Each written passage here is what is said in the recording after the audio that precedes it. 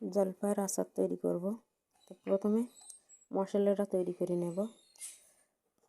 শুকনো খোলায় শুকনো ঝাল, জিরা ভেজে নেব, লবণ ভেজে বেটে নেব, পাঁচফোড়ন ভেজে বেটে মশলা করে নেব। এবারে জলপাইটা সিদ্ধ করে নেব, ভালোভাবে পারফেক্টভাবে সিদ্ধ করে জলপাইটা নামিয়ে নেব। নামিয়ে হাতে টিপে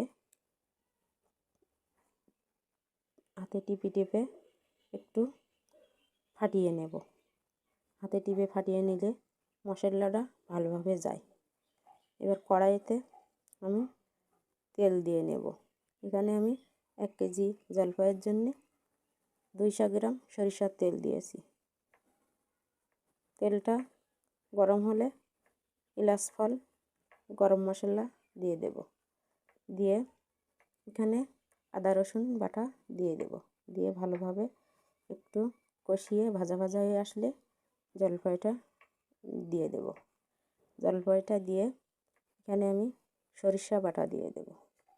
সাদা সরিষা বাটা দিয়েছি। সরিষা বাটা না দিলে আচারটা মজা লাগে না।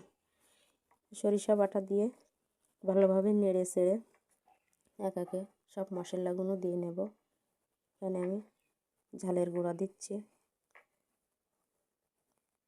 ধনিয়ার গুঁড়া দিয়েছি, অল্প একটু লবণ দিয়েছি।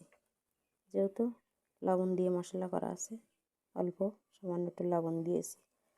লবণ দিয়ে ভালোভাবে নেড়ে চেড়ে স্বাদ মতন চিনি দিয়ে দেব। চিনিটা যার যেমন প্রয়োজন সেভাবে দিয়ে নেবেন।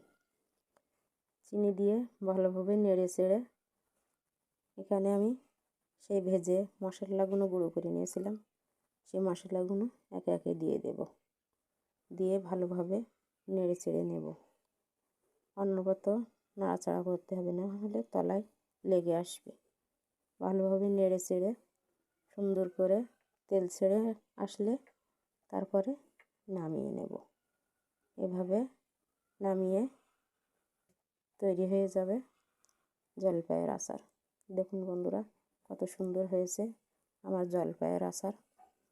আমি এটা অনেক দিন সংগ্রহ করে রাখবো, তার জন্য ভিনেগার দিয়ে দিয়েছি। আপনারা দিতেও পারেন, না দিতেও পারেন। অনেক দিন রাখার জন্য ভিনেগার দিলে জলপাইটা নষ্ট হয় না, সুন্দর থাকে। 6 মাস পর্যন্ত ফ্রিজে রেখে নরমালে খেতে পারেন।